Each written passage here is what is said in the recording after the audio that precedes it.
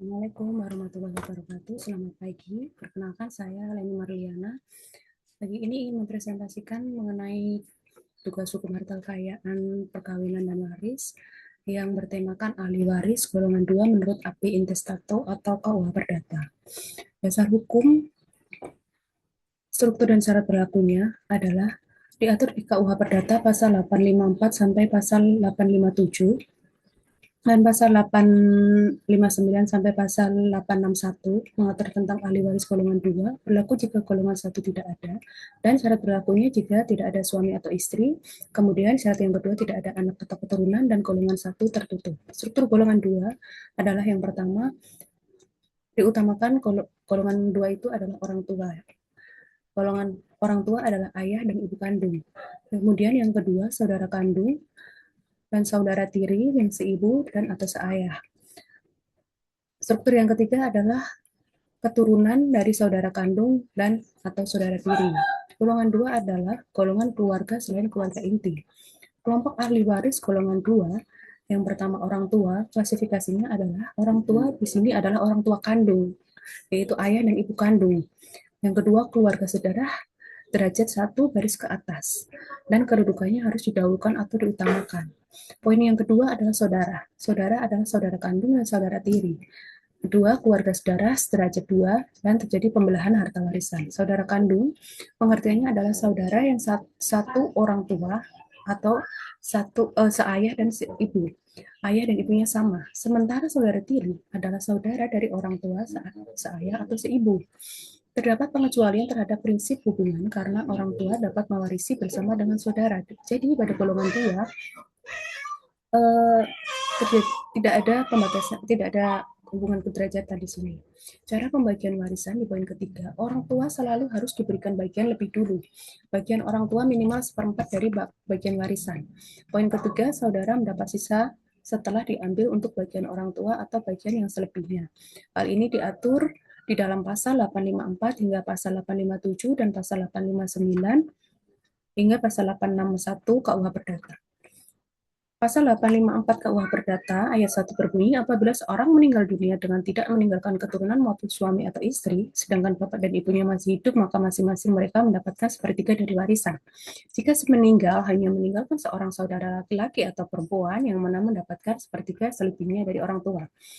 Hal ini ayat 1 diilustrasikan dalam gambar seperti ini. P atau pewaris meninggal tanpa meninggalkan suami atau istri dan keturunan, dan meninggalkan ayah dan ibu. Ayah dan ibu mendapatkan bagian yang didahulukan terlebih dahulu, yaitu masing-masing mendapatkan sepertiga bagian warisan. Sementara satu saudara mendapatkan sepertiga warisan selebihnya dari bagian orang tua. Ayat 2 berbunyi, si bapak dan si ibu masing-masing mendapatkan 1/4.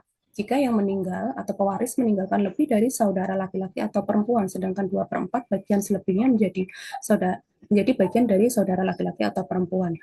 Ilustrasi gambarnya, pewaris meninggalkan orang tua, ayah dan ibu, masing-masing dahulukan bagiannya, yaitu 1/4 untuk ayah dan 1/4 untuk ibu. Sisanya 2/4 memberikan kepada tiga saudaranya, dalam hal ini C, D, dan E. Masing-masing mendapatkan 1/6 bagian dari warisan. Pasal 855 KUH Perdata berbunyi, apabila seorang meninggal dunia dengan tanpa meninggalkan keturunan maupun suami ataupun istri, sedangkan bapak dan ibunya telah meninggal dunia terlebih dahulu atau salah satunya meninggal terlebih dahulu, maka si ibu atau si bapak yang hidup terlama mendapatkan setengah dari warisan.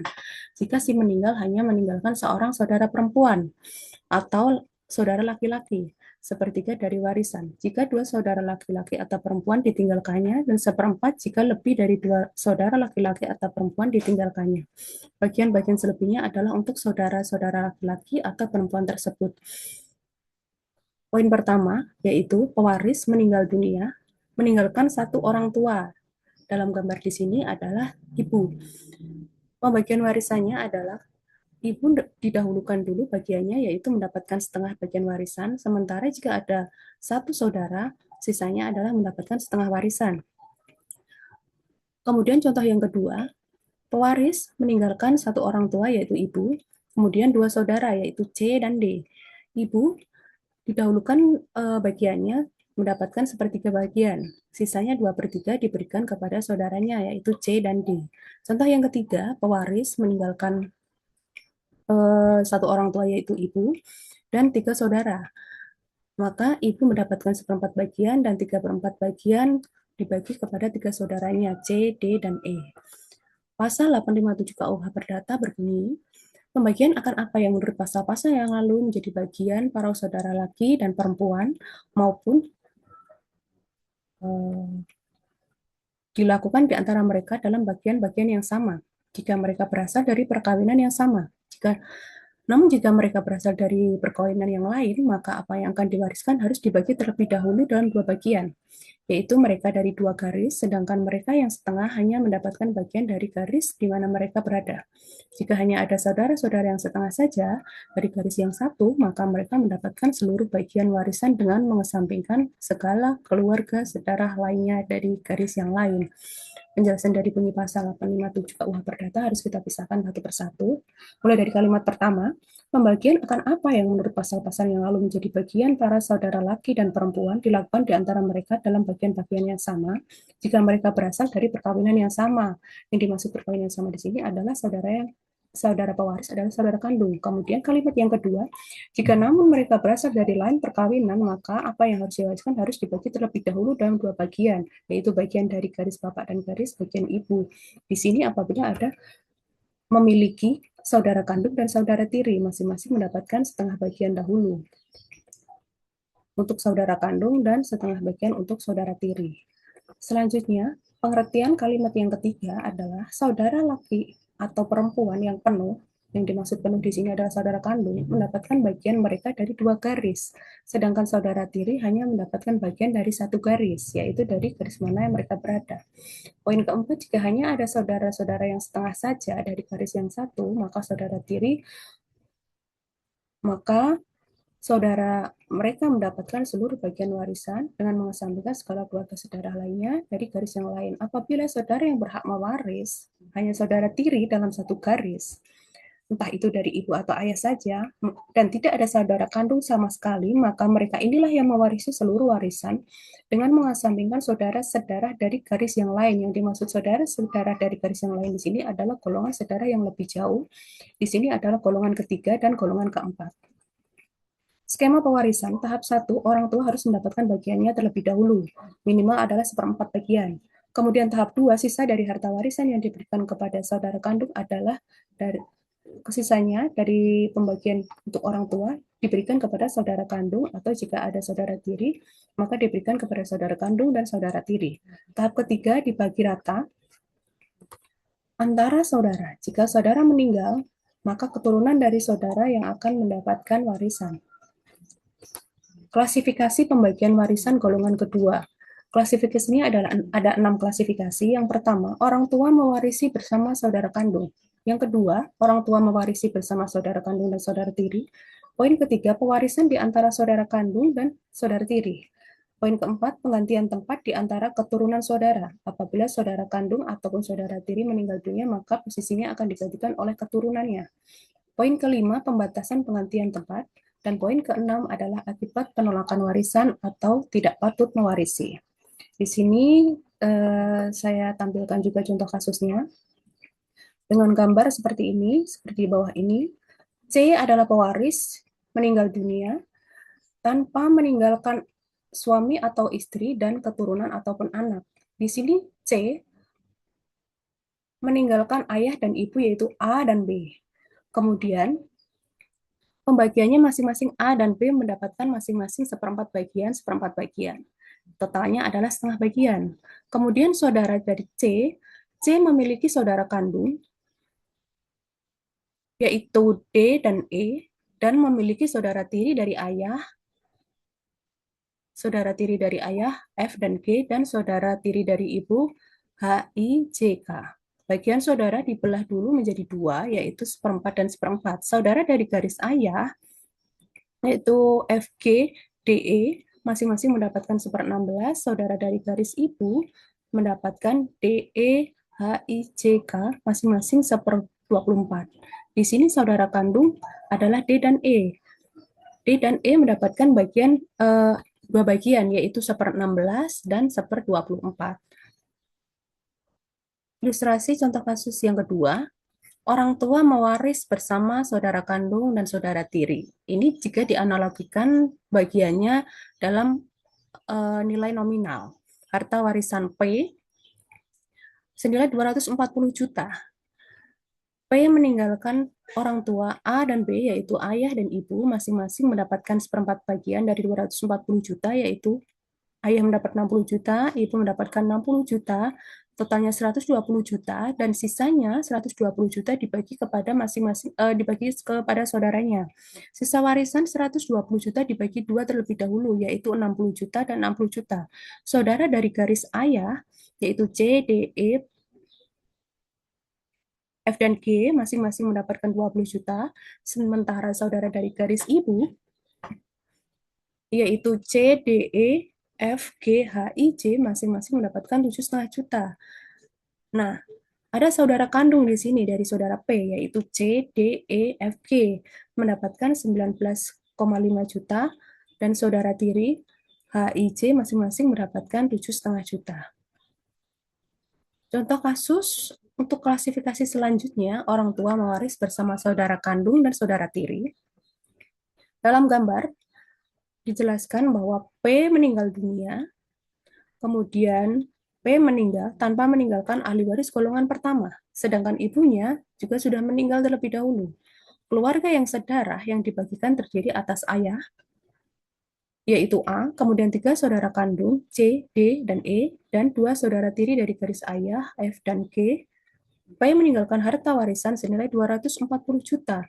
Nah, di sini pembagian harta warisan P adalah yang pertama, A sebagai orang tua diberikan bagian terlebih dahulu, yaitu seperempat dari 240 juta, yaitu 60 juta. Sisa warisannya adalah 180 juta, dibagi dulu menjadi dua, yaitu 90 juta. Kemudian melakukan pembagian warisan di antara saudara garis ayah. Dari garis ayah, yaitu C, D, E, F, G, yang masing-masing mendapatkan 1/5 dari 90 juta, yaitu 80 juta. Kemudian, lakukan pembagian warisan juga di antara saudara garis ibu, yaitu CDE, yang masing-masing mendapatkan 30 juta, yaitu 90 juta dibagi 3. Saudara kandung, yaitu seayah dan seibu, CDE masing-masing mendapatkan 80 juta ditambahkan 30 juta. Totalnya adalah 40 juta. Saudara tiri garis ayah, yaitu F dan G, masing-masing mendapatkan 18 juta. Selanjutnya adalah klasifikasi contoh kasus pewarisan di antara saudara kandung dan saudara tiri. Dalam contoh ini, P meninggal tanpa meninggalkan ahli waris golongan 1 dan kedua orang tuanya sudah meninggal. Keluarga yang ditinggalkan adalah keluarga sedarah yang terdiri dari 2 saudara kandung, yaitu C dan D, sementara saudara tiri dari garis ayah E dan F, dan saudara tiri dari garis ibu, yaitu G. P meninggalkan warisan 600 juta. Karena orang tua sudah meninggal, maka warisan langsung dibelah menjadi dua bagian terlebih dahulu, masing-masing 300 juta. Lakukan pembagian warisan di antara saudara dan dari garis ayah, yaitu C, D, E, F, masing-masing mendapatkan seperempat dikali 300 juta, yaitu 75 juta.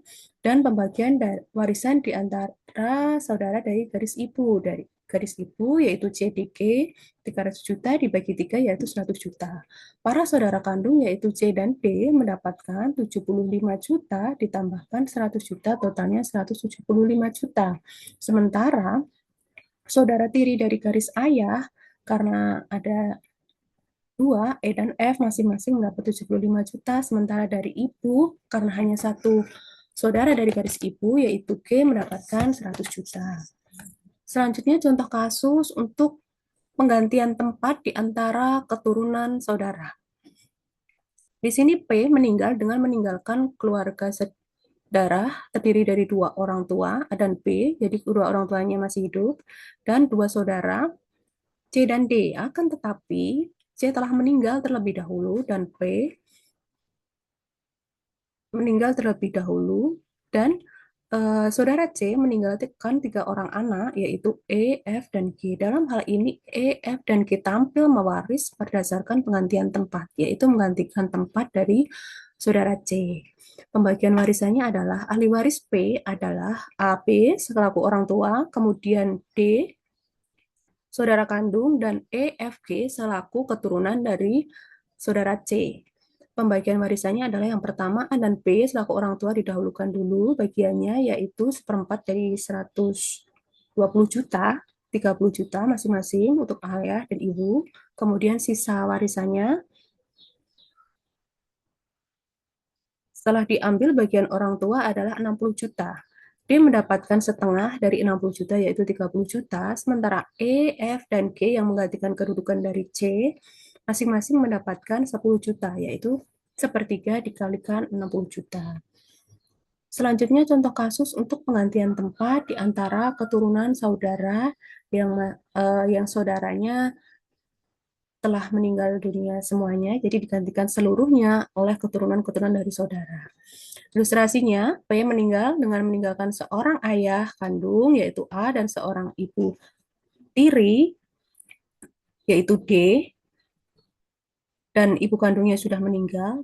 Dua saudara tiri, B, B, dan C, yang keduanya juga telah meninggal terlebih dahulu dari P, dan 5 keponakan, masing-masing adalah E, F, G, H, dan I. P meninggalkan harta warisan senilai 900 juta.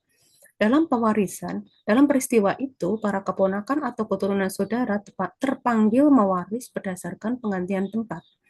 Nah, pembagian warisannya adalah sebagai berikut. Ahli waris P adalah A, E, F, G, H, dan I. Adapun D adalah ibu tiri, jadi tidak mewarisi dari P, karena tidak memiliki hubungan darah. Pembagian warisannya adalah ayah selaku orang tua diberikan bagian terlebih dahulu, yaitu sepertiga bagian dari 900 juta, yaitu 300 juta. Sisa dari 900 juta dikurang 300 juta adalah 600 juta. Sisa warisan tersebut diambil, kemudian dibagi dua. Pembagian warisan dalam pancang B sebesar 300 juta, dan pembagian warisan dalam pancang C sebesar 300 juta. Kemudian, E dan F masing-masing mendapatkan bagian dari setengah dikali 300 juta, yaitu 150 juta. Sementara GHI yang mendapatkan bagian pancang dari C, masing-masing mendapatkan 100 juta, yaitu sepertiga dari bagian 300 juta. Selanjutnya, contoh kasus pembatasan untuk penggantian tempat. Penggantian tempat di antara keturunan saudara dan ahli waris golongan 2 dibatasi hanya sampai derajat ke-6. Jadi lebihnya dari derajat ke-6 sudah tidak mewarisi. Hal ini sesuai dengan bunyi pasal 861 KUH Perdata. Apabila tidak ada ahli waris golongan 2 yang berhak mewaris, misal yang ada adalah para keturunan saudara, dalam derajat ke-7, maka harta warisan diwaris oleh ahli waris dari golongan selanjutnya, yaitu adalah ahli waris golongan 3 atau golongan 4. Skema pertama seperti ini. Yang pertama, skema pewarisannya adalah seperti ini. P adalah pewaris, memiliki dua saudara masing-masing A dan B, kemudian A dan B sudah meninggal, dan keturunannya adalah A dan B sudah meninggal, keturunannya C dan D juga sudah meninggal, keturunan C dan D adalah E dan F, ke derajat keempat sudah meninggal, kemudian keturunan E adalah G yang merupakan derajat kelima. Dalam derajat kelima ini masih mendapatkan warisan, sementara keturunan dari F adalah H, sudah meninggal, yang merupakan derajat 5, keturunan dari H adalah I, dan keturunan dari H di derajat ke-6 sudah meninggal juga, dan I dan C merupakan keturunan di derajat ke-7. I dan C di sini tidak mewaris karena sudah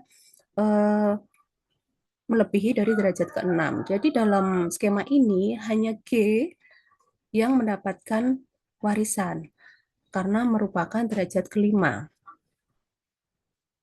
Untuk skema yang kedua, pembatasan penggantian tempat.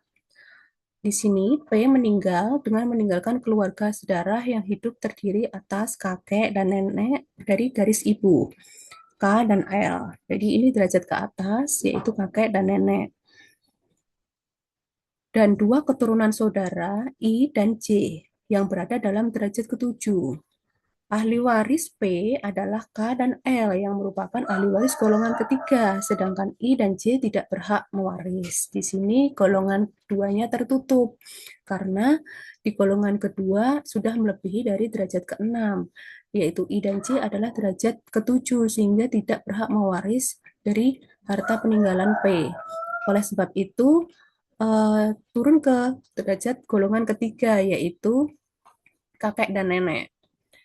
Selanjutnya adalah klasifikasi tentang akibat penolakan warisan atau tidak patut menjadi ahli waris. Contoh kasusnya di sini, apabila tidak ada orang tua dan semua saudara menolak warisan atau tidak patut untuk mewarisi harta warisan dari pewaris, maka para keturunan saudara terpanggil mewaris atas dasar kedudukannya sendiri.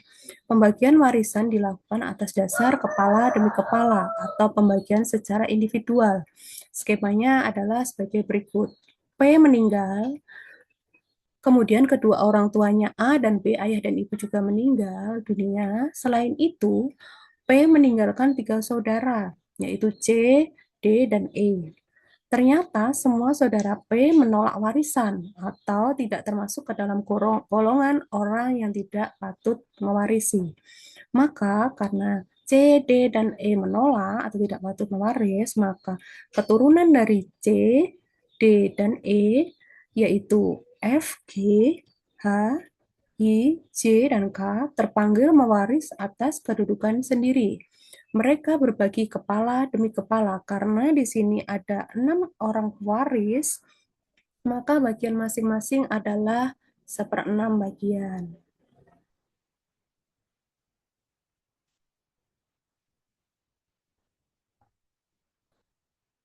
Selanjutnya dari semua contoh kasus di atas dapat kita analisis secara yuridis dan implikasi hukum dari penerapan ahli waris golongan 2. Analisis yuridisnya adalah golongan 2 merupakan subordinat. Orang tua pewaris menjadi ahli waris prioritas yang mendapatkan bagian minimal 1/4 untuk ayah dan 1/4 untuk ibu. Jadi masing-masing minimal adalah 1/4. Pembagiannya harus proporsional dan ini sudah diatur secara jelas dalam KUH Perdata. Dalam hal ini implikasi hukumnya adalah bisa menimbulkan terjadinya sengketa pewarisan antar saudara atau antara keturunan saudara. Karena pewaris tidak memiliki suami atau istri, tidak memiliki anak ataupun keturunan, jadi pewarisannya turun kepada golongan 2, yaitu orang tua dan saudara. Jika orang tua tidak ada, maka diberikan kepada saudara-saudaranya. Hal ini dapat menimbulkan sengketa pewarisan. Kemudian implikasi hukum yang kedua adalah penguasaan harta secara sepihak dan di sini tidak ada akta waris. Kesimpulan dari presentasi ini adalah ahli waris golongan 2 berlaku apabila tidak ada golongan 1. Jadi golongan 1 tertutup. Pengaturan ini telah diatur secara jelas tentang ahli waris golongan 2 dalam KUH Perdata pasal 854 sampai dengan pasal 857 dan pasal 859 sampai dengan 861 tentang pembatasan mewaris. Demikian presentasi saya mengenai ahli waris golongan 2. Jika ada kekurangan dan eh, ada kekurangan dan kurang jelas dalam presentasi saya hari ini, saya mohon maaf. Wassalamualaikum warahmatullahi wabarakatuh.